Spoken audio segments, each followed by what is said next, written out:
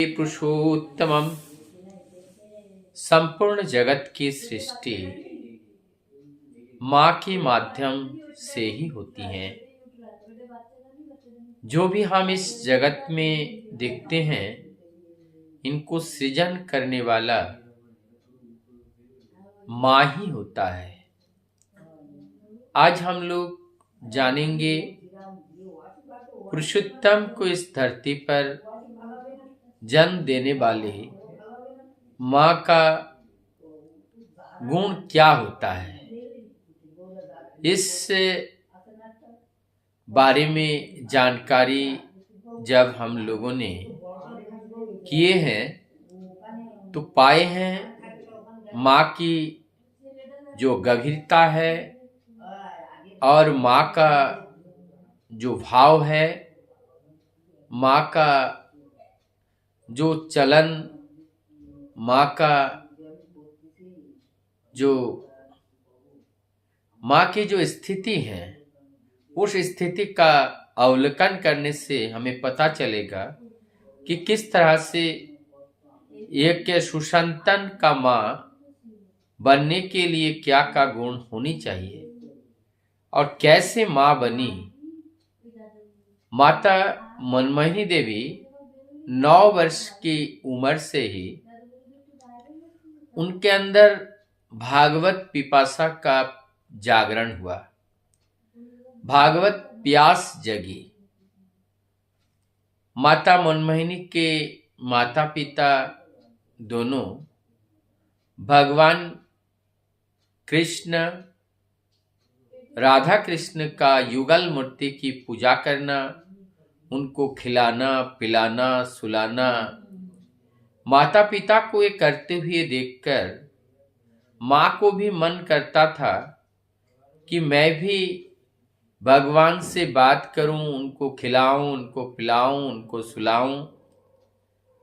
उन्हें ऐसा लगता था कि मेरी माता पिता भगवान से बात करते हैं, उनको खिलाते हैं, पिलाते हैं, सुलाते हैं, और उनके मन में जो भाव था कि आप इतने आनंद भगवान से कर रहे हो तो मुझे भी इस आनंद करने का जो अवसर है क्यों नहीं दिया जा रहा है। माता मनमोहिनी देवी अपने बालकपन से पिता से पूछती हैं, आप भगवान को क्या खिलाती हो, कैसे खिलाते हो, और भगवान से आप बोलते हो मुझे भी बुलवाइए ना, मैं भी भगवान से बात करूंगी। तब पिताजी ने कहा कि उनसे बात करने के लिए दीक्षा लेने की जरूरत होती है, मंत्र जपन किया जाता है। माता मनमोहिनी देवी ने कहा, तो क्या मंत्र है मुझे दीजिए, मैं इस मंत्र का जपन करूंगा और जिससे भगवान से हमें बातचीत हो जाएगी, भगवान का दर्शन हो जाएगा, मैं भी चाहता हूं।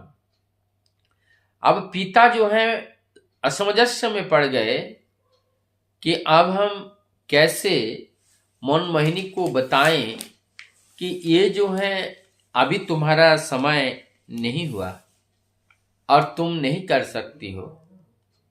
लेकिन माता मनमोहिनी विचलित हो उठी।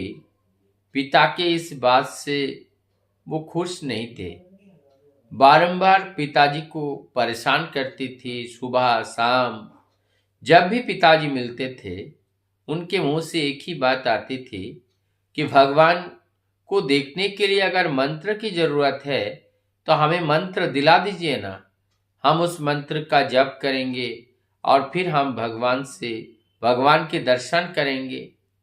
तो ये जो इसी बात को लेकर निरंतर दिन रात वो अपने पिताजी को परेशान करी पड़ी थी।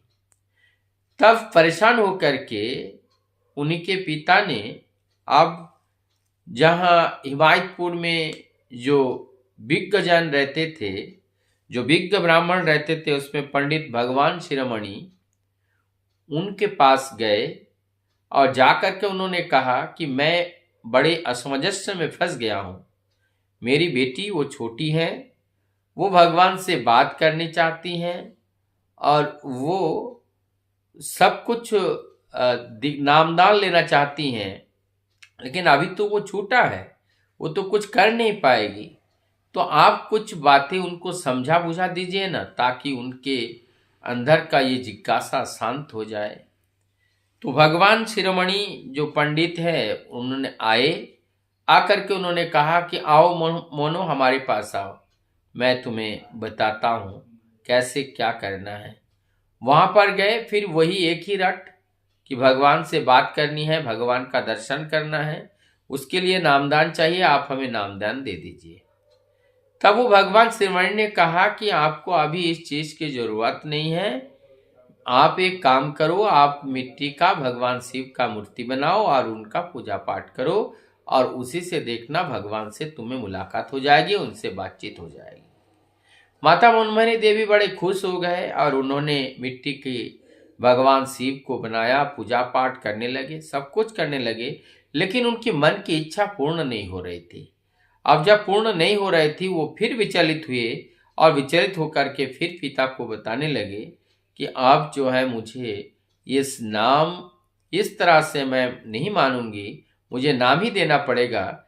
ये जो देवादिदेव महादेव और इनकी पूजा करके मेरे अंदर वो शांति, वो तृप्ति नहीं मिल रही है, मुझे नाम दीजिए, उस नाम की जरूरत है। और तब जाकर के विवश होकर के पिता ने फिर बोले कि आप अगर उनका ध्यान करोगे, उनका मनन करोगे, उनका चिंतन करोगे, निश्चित रूप से वो स्वयं आपके सामने आएंगे और आप करके स्वयं वो आपको नाम देगा। पिताजी ने तो बात को टालने के लिए इस बात को बताएं, लेकिन ये जो बालिका मनमोहिनी देवी, उन्होंने इनको सत्य समझा और समझ करके अपने भाई लोहा के साथ रातों रात बैठ करके कई दिनों तक प्रभु की तपस्या किया, ध्यान किया, और प्रभु विवश होकर के, परेशान होकर के, बाध्य होकर के उन्होंने आकर के उनको दर्शन देना पड़ा, और इस स्वप्न में माता मनमोहिनी का दीक्षा भी समापन हुआ। ऐसा चरित्र जिनका है, ऐसा अतुत ब्रह्म जिज्ञासा जिनके अंदर इतनी बड़ी जिज्ञासा है, ऐसी माँ ही विश्व पिता के जननी बनने के लायक है।